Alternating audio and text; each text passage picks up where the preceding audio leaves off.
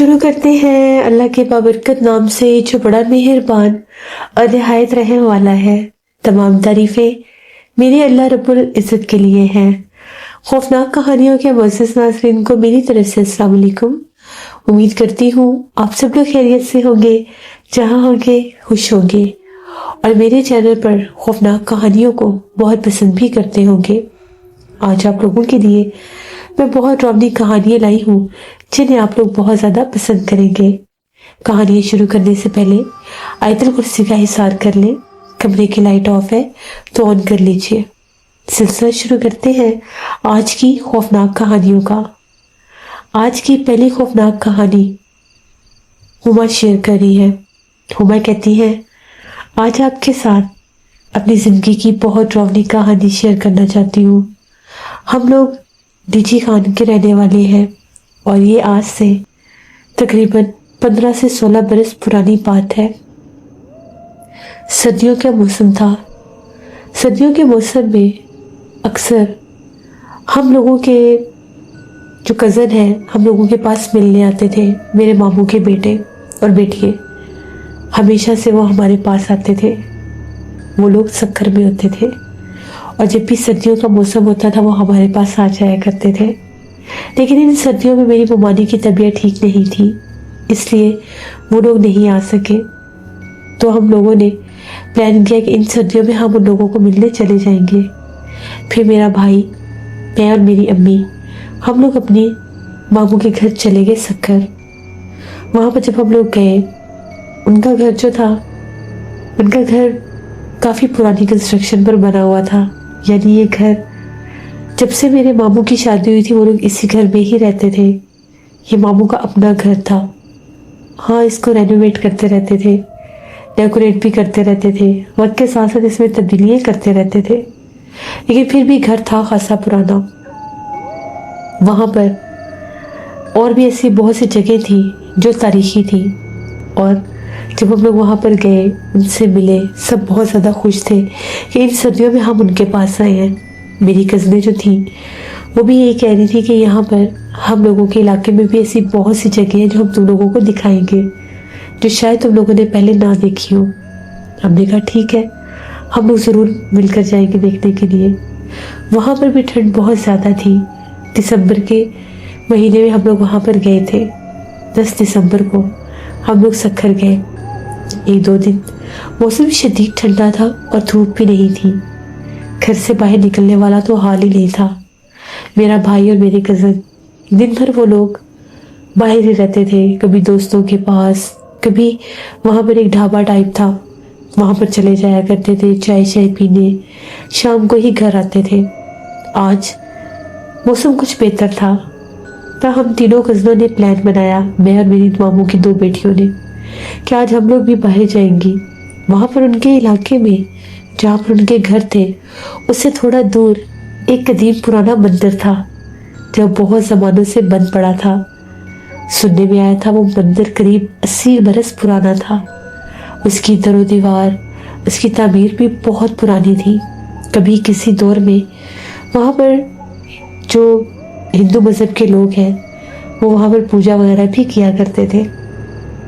लेकिन वक्त बदलता गया, उनकी आबादी और वो लोग यहाँ से चले गए। वो जगह भी खाली हो गई और वो मंदिर भी बंद हो गया। यहाँ तक कि वहाँ पर हिंदू कम्युनिटी के कुछ घर मौजूद थे। मेरी कज़नों ने कहा कि आज हम लोग वो जगह देखने जाएंगे। हम लोगों ने घर से इजाज़त ली और कहा कि हम लोग बस बाहर जा रही है, थोड़ी देर में आ जाएंगी। इलाके के अक्सर लोग वहाँ पर जाते थे, होकर भी आते थे। कुछ लोग कहते थे वो जगह सेफ ज़दा है। हम लोगों ने घर ये बताया कि हम लोगों के साथ भाई भी जा रहे हैं। अम्मी और मेरे ममानी को यही लगा कि हम लोग अपने भाई और कज़नों के साथ ही जा रहे हैं, लड़के भी हमारे साथ ही हैं, लेकिन वो लोग तो घर पे थे ही नहीं। हम लोग तकरीबन ज़ोहर के बाद घर से निकली। सर्दियों में वैसे भी दिन छोटे होते हैं तो पता नहीं चलता कि किस वक्त शाम ढल जाए। और जगह खासी दूर थी, पैदल चल चल के हम लोग थक गए। इसके बावजूद जब हम लोग वहाँ पर पहुँचे, अभी धूप थी, असर का टाइम तकरीबन होने वाला था। हम लोग वहां पर गए। वो पुराने ज़माने की जगह, वो पुराना मंदिर बंद था। अंदर तो हम लोग जा ही नहीं सके, हमने बाहर से ही देखा। उसके बरामदे, वहां पर वो जब वो मंदिर में जाते हैं तो वो एक घंटी बजाते हैं, वो भी लगी हुई थी। इसके आसपास बहुत घने दरख्त थे। उन घने दरख्तों ने उस पीले रंग की इमारत को ढका हुआ था। उसके आसपास बिल्कुल वीराना था, सन्नाटा और खामोशी थी। वहां पर थोड़ी ही दूर हम लोगों ने हिंदू कम्युनिटी के कुछ घर भी देखे। हम लोग उस सारी जगह को देख रहे थे। तभी हम लोग क्या देखते हैं कि हमें एकदम से किसी ने पुकारना शुरू कर दिया। ऐसे लग रहा था हमें कोई आवाजें दे रहा है और वाज़ेह तौर पर कोई बुला रहा है। हम लोगों ने आसपास देखा, हमें नजर तो कोई नहीं आ रहा था कि कौन आवाजें दे रहा है। तभी हम लोग क्या देखते हैं कि जिस तरफ हिंदू कम्युनिटी के घर है, वहां पर एक औरत खड़ी है और उसने ब्लैक और रेड कलर का ड्रेस पहना हुआ है। अब पता नहीं वो साड़ी थी या जैसे वो एक लहंगा टाइप पहनते हैं, वो लिबास था। वो भी इशारे कर करके बुला रही थी। मैंने अपनी कज़न से कहा, राबिया ये जगह तो अभी भी आबाद है, यहाँ पर तो लोग रहते हैं, अभी ये मंदिर कैसे बंद है? अगर ये लोग रहते हैं तो फिर यहाँ पर आते नहीं है। उसने कहा पता नहीं, शायद अभी यहाँ पर लोग आए हैं, पहले तो ये जगह बिल्कुल खाली थी। यहाँ तक कि आगे वाले जो घर है उनके तो दरवाजे खिड़कियाँ भी नहीं है।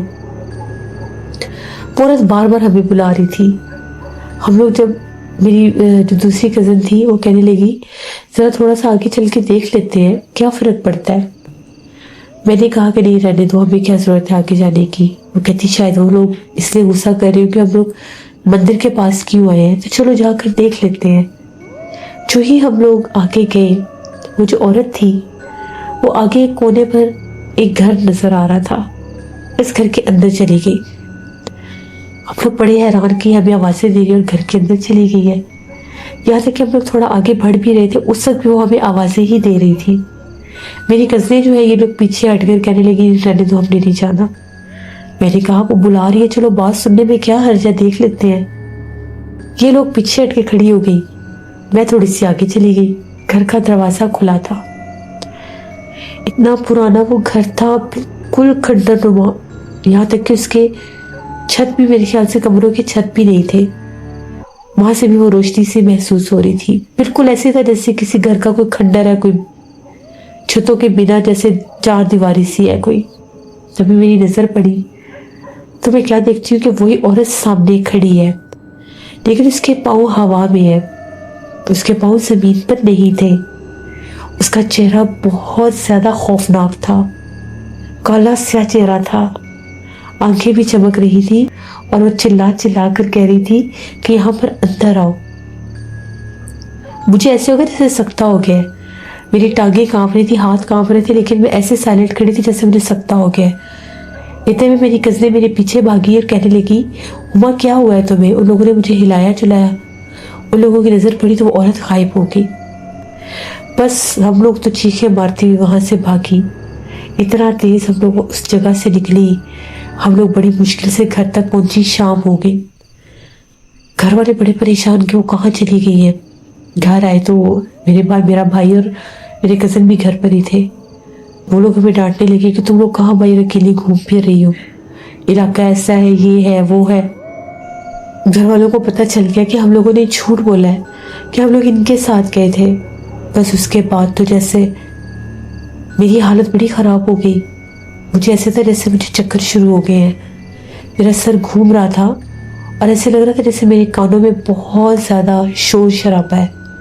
बस चीखें सुनाई दे रही थी। थोड़ी देर तो मैं चुप बैठी, उसके बाद मैंने शोर मचा दिया। मैंने रोना शुरू कर दिया कि मेरे कानों में बहुत शोर सुनाई दे रहा है, पता नहीं मुझे क्या हो रहा है। अम्मी बहुत ज़्यादा डर गई कि पता नहीं इसको क्या हो गया है। अम्मी ने पूछा तुम लोग कहाँ पर गए थे? तभी मेरी कज़नों ने बताया कि हम लोग पुराने मंदिर को देखने गई थी। वहाँ पर हमें एक औरत नजर आई, वो हमें आवाज़ें दे रही थी। ये जब आगे बढ़कर उससे बात करने लगी, उसके पाँव हवा में थे और वो बहुत खौफनाक चेहरे वाली थी, वो गायब हो गई।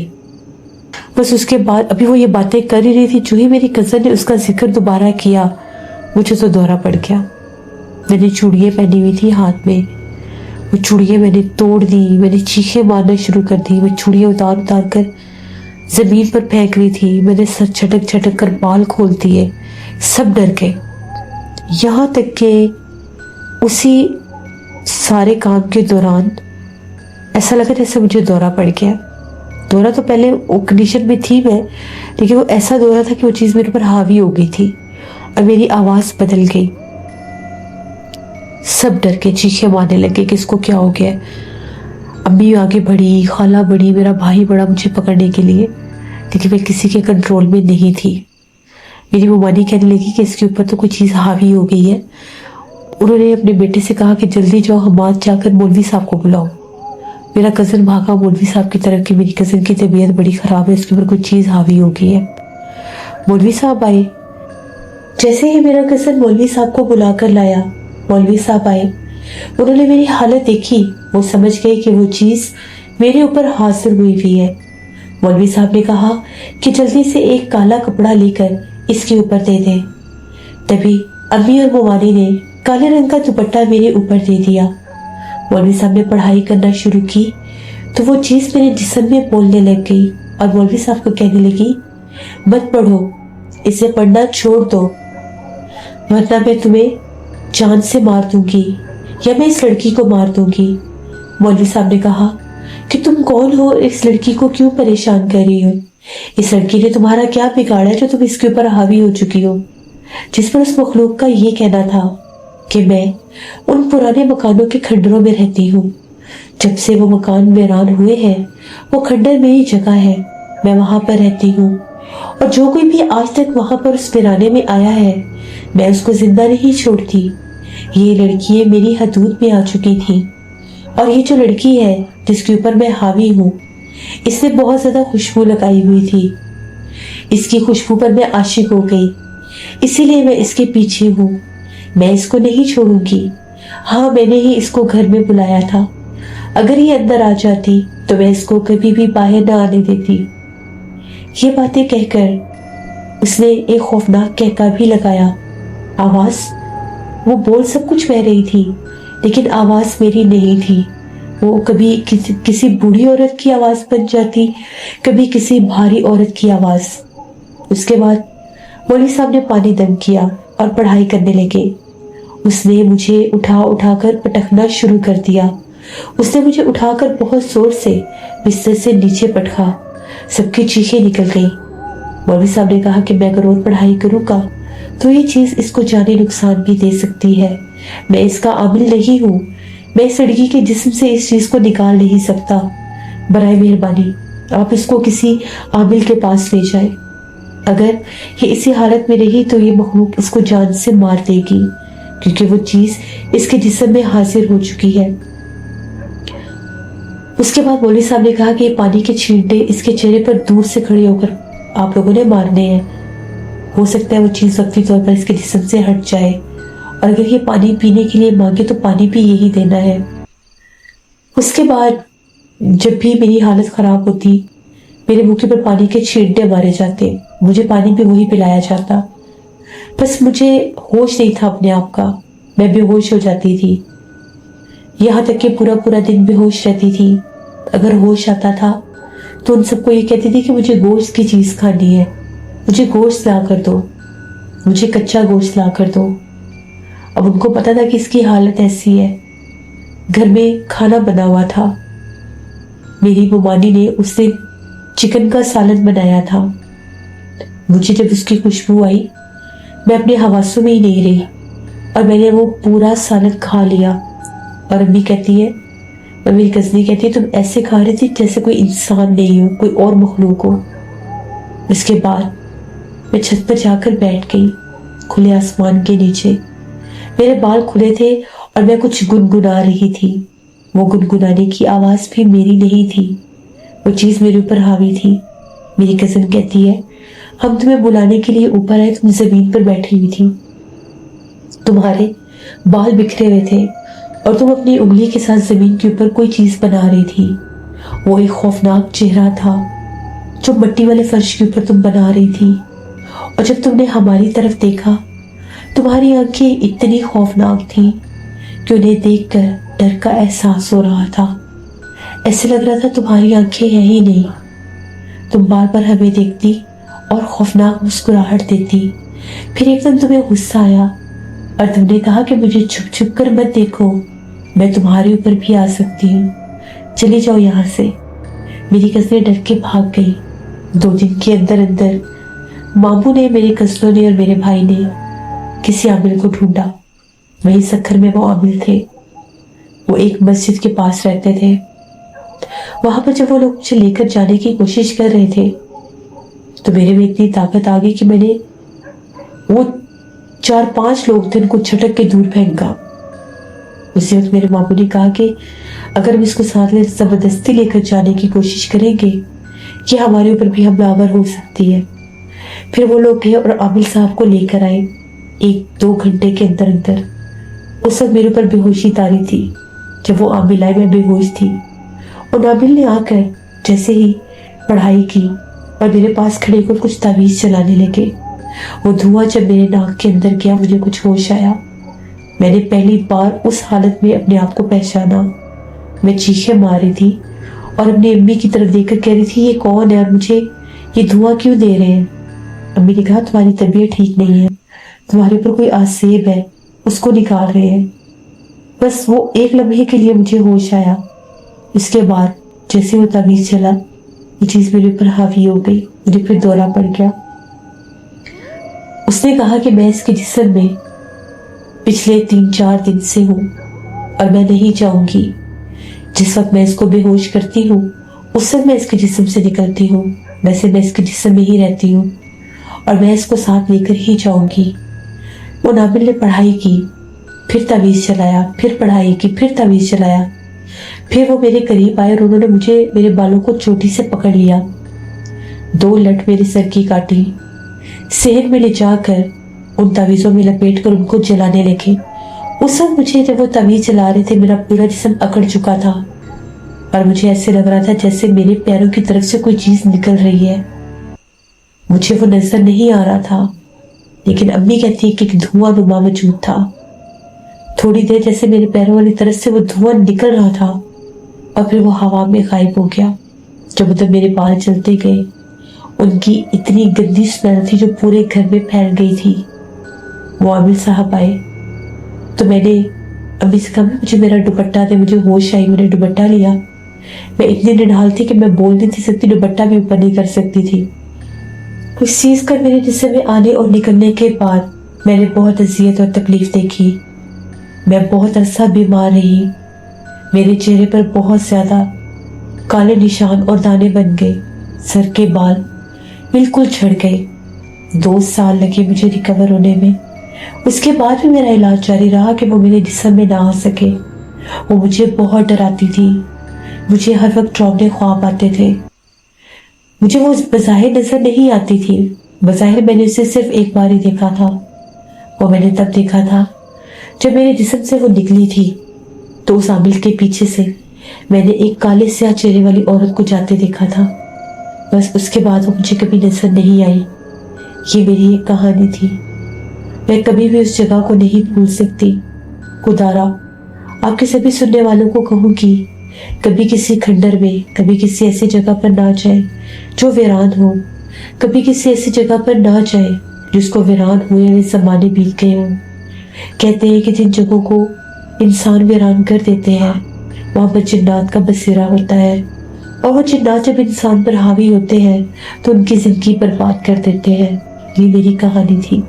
वो शुक्रिया हुआ आपका, जिससे ये बात बिल्कुल ठीक है कि जब किसी इंसान पर जिन्नात हावी होते हैं तो उनकी ज़िंदगी बर्बाद हो जाती है। उनको वो तकलीफ देते हैं, अजियत देते हैं। बाज़ लोग तो अपना ज़हनी तवाज़ुन खो बैठते हैं। बाज़ लोगों को बीमारियाँ लग जाती हैं और बाज़ लोगों के पूरे पूरे घर खत्म हो जाते हैं। कभी भी ऐसी जगहों पर मत जाए जो वीरान हो, जो आसेब ज़दा हो। एडवेंचर के तौर पर भी ना जाए, क्योंकि हम लोग नहीं जानते किस जगह पर कौन सी मखलूक हो सकती है, किस जगह पर कैसे असरात हो सकते हैं। वो असरात जब एक इंसान के ऊपर आते हैं तो इंसान की जिंदगी बर्बाद कर देते हैं। ये थी आज की खौफनाक कहानी। उम्मीद करती हूँ आप लोगों को पसंद आई होगी। अपना फीडबैक मुझे ज़रूर दीजिएगा।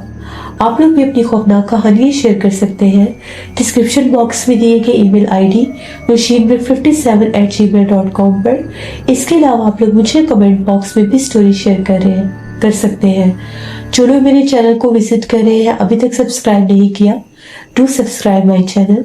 और अगर वीडियो अच्छी लगती है कमेंट्स भी किया करें। बहुत से मेरे लिसनर्स मुझे कमेंट्स करते हैं जिनके कमेंट्स मैं पढ़ती भी हूँ, पूरी कोशिश करती हूँ कि मैं रिप्लाई कर सकूँ। लेकिन आप लोग ये मत समझे कि मैं आपके कमेंट्स नहीं पढ़ती, मैं आप लोगों के कमेंट्स पढ़ती हूँ। बल्कि इंशाल्लाह कमिंग डेज में मैं वंस इन अ वीक आप लोगों के कमेंट्स का रिप्लाई भी किया करूँगी। मैं वीडियो में भी रिप्लाई कर सकती हूँ, लाइक अपनी स्टोरी में भी, और आप लोगों को मैं कमेंट बॉक्स में भी रिप्लाई किया करूँगी। तो अच्छे अच्छे कमेंट्स करें और अपने फ्रेंड एंड फैमिली में भी चैनल को शेयर किया करें। मौसम तब्दील हो रहा है, अपना ख्याल रखें, ठंडे पानी से बिल्कुल बच के रहें, वरना आप लोगों का हाल भी मेरे वाला होगा, जो गला खराब हो जाता है तो बहुत तकलीफ होती है। इंशाल्लाह परसों फिर मुलाकात होगी किसी नई खौफनाक कहानी में। जहाँ रहे खुश रहे। Thank you for listening my stories. Stay tune. Allah Hafiz.